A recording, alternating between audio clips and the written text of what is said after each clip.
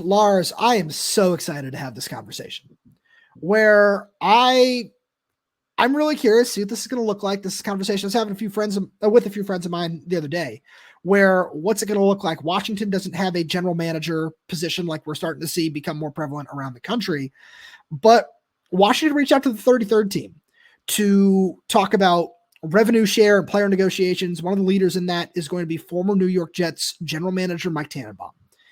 And when I think about Mike Tannenbaum, I'm a lifelong Patriots fan. All the everydayers who've been on this show for a while, they know that. I get it.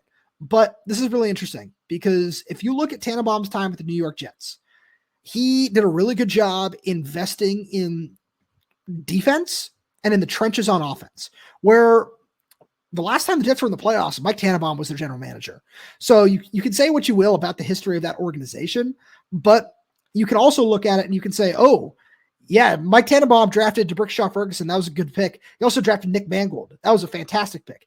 He, was the one who took the risk and traded up for Darrelle Revis after that whole situation played out the way that it did. And those are, a couple of those you can look at it and say, oh, those are some slam dunk guys. But you can also look at just some of the other things and you can say, all right, this is a guy who understands how to manage a salary cap and he understands where investments need to go. And that's the biggest thing that I'm really curious to really dive into and see what it's going to look like. Because when I think about, this world of revenue share, I think about the fact that you can negotiate basic contracts with players at this point in time where, like it or not, that's the world of college football. That's where we are. If you want to continue watching college football, you have to just accept it and just move forward, where that's where we are. And this is a really interesting way to do that. Yeah. So I'm going to read the quote that I asked Jedd on the Monday of Oregon week, which was November 25th, just for the people wondering what the data was. I asked him, basically, how do you, compare and contrast building an NFL roster versus prioritizing where to put those positions in college and allocating the resources that you now have, as you mentioned. It's because it's a really interesting quote. It's like every program is going to make a decision of how they want to handle, let's call it the pot of money that they receive through revenue share, which would be about $20 to $30 million for each program. Jedd didn't say that number, but that's the number. And the NFL, some are going to determine whether how they value those dollars, just like in the NFL. Some general managers build their program from the inside out. When you talk about Howie Roseman, he would tell you the biggest investments are offensive and defensive line, and then go trade for your quarterback and skill guys. Skipping a few lines here for us, what we need to do, we're recognizing the transition from the Pac-12 to the Big Ten starts up front. When we look at our games we played, everything matters up front. And that's exactly what makes sense when you talk about Tomashoff Ferguson, Nick Mangold. You go down to when he was time with the Miami Dolphins as an EVP, Minka Fitzpatrick. There were some other guys that are down there, Xavier Howard. So you're talking about safety, corner, O-line, D-line. Quarterback already taken care of. Jedd's like, look, I got the quarterback. We're not worried about the quarterback. Right. I just need help around the quarterback. And also, when you think about it, the point of a GM, both in the NFL and college, coach calls plays on Sundays and on Saturdays, in Jedd's case, or Fridays.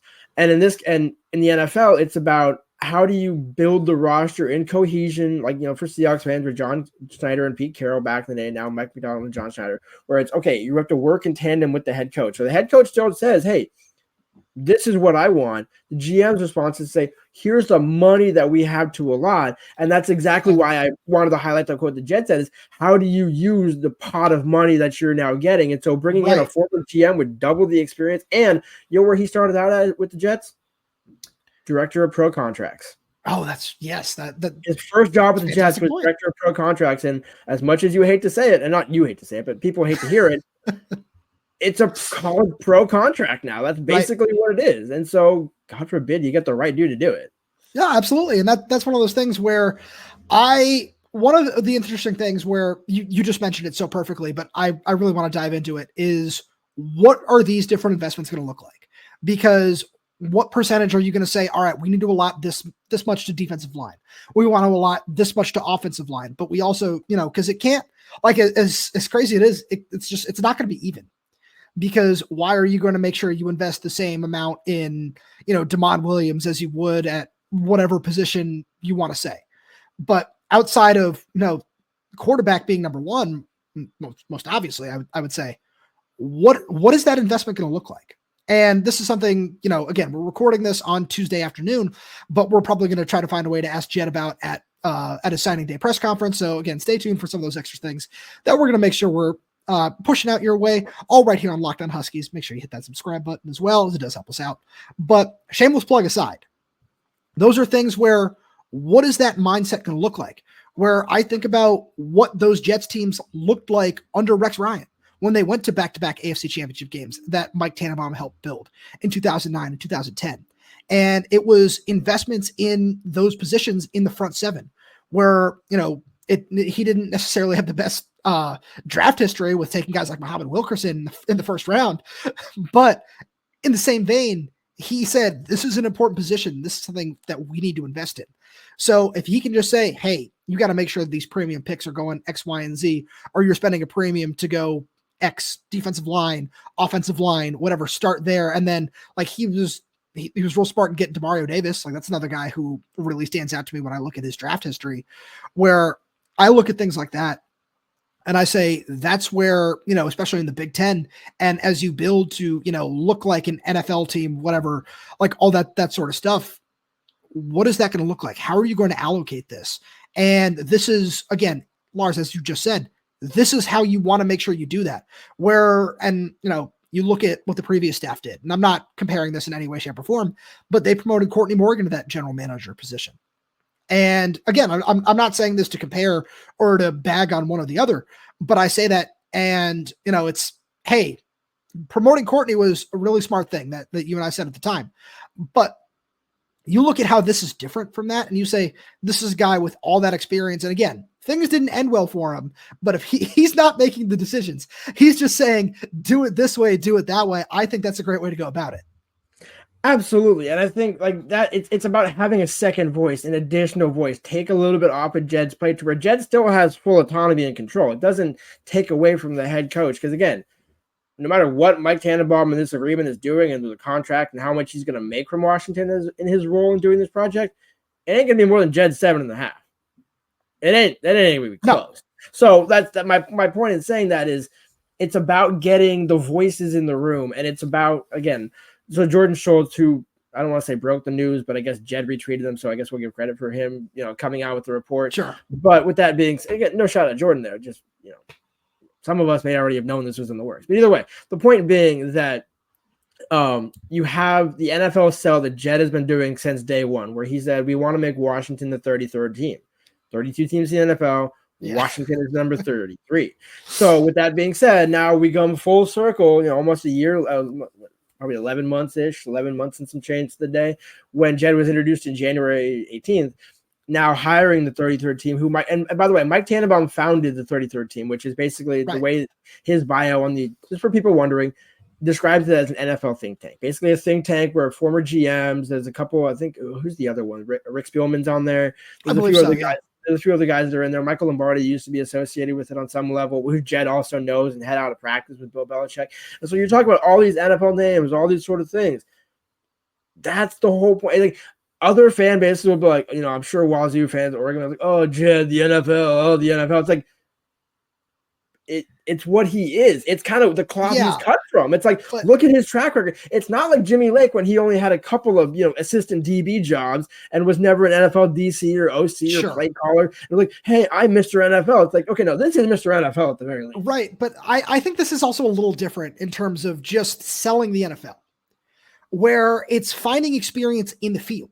Or that's my point when I reference Courtney Morgan, where it's finding experience in the field of Lars. Like you said it, he was director of pro contracts. Like that's what this is. It's about managing the salary cap. Like that I think that's what this is all about, because it is a salary cap at this point. Like we're getting to that when, that the House negotiations and all that sort of stuff gets finalized in the next couple of months. But that's what it's about. It's about being prepared for that and being prepared for the new world of college football. And again, that's when you look at what it could look like going forward. Would you rather consult with somebody like this and, just hire a third-party consultant to say, hey, we'd invest by spending X amount defensive line, X amount on the offensive line, X amount at receiver, X amount at linebacker, like percentage again. Like, 7% at receiver and 12% at defensive line, but 15% at offensive line. Again, these are just hypothetical numbers we're throwing out there, but you look at all those things, and that's the thing that makes Jedd different, and the thing that you and I really, really like about him is they're the only ones who've done that thus far. Like this is something that they've done differently. They said, hey, yeah, why are we gonna spend X to promote this guy when we can keep them in a role that we really like for them, instead of asking them to do this whole new job and this whole new position? Let's go talk to somebody who's done that for 20 years. I think that's as smart as it's going to get. Yeah, and it doesn't devalue the people that are currently in the room. It just makes life easier for everybody else. You're just adding somebody else into the pod who I guarantee you Jedd already has a relationship with. Like, Jedd doesn't hire people he doesn't already previously know. I mean, maybe he does, maybe he doesn't, but we haven't seen that as much at Washington. Like, he did that at Arizona with Jordan Paopao, where Paopao was up at Washington for all those times, but he got to know Jedd. And I think in fall camp, he said Jedd gave him a bigger voice. So that's kind of what Jedd's doing here. It's like, give Jedd his bigger voice to be the head coach, help take some stuff off his plate, and use the resources of the Big Ten and say, hey, look, if you're going to take the Big Ten seriously, go hire somebody from the NFL to have that contract discussion. Right. Get it out of your boss. Get out of your plate.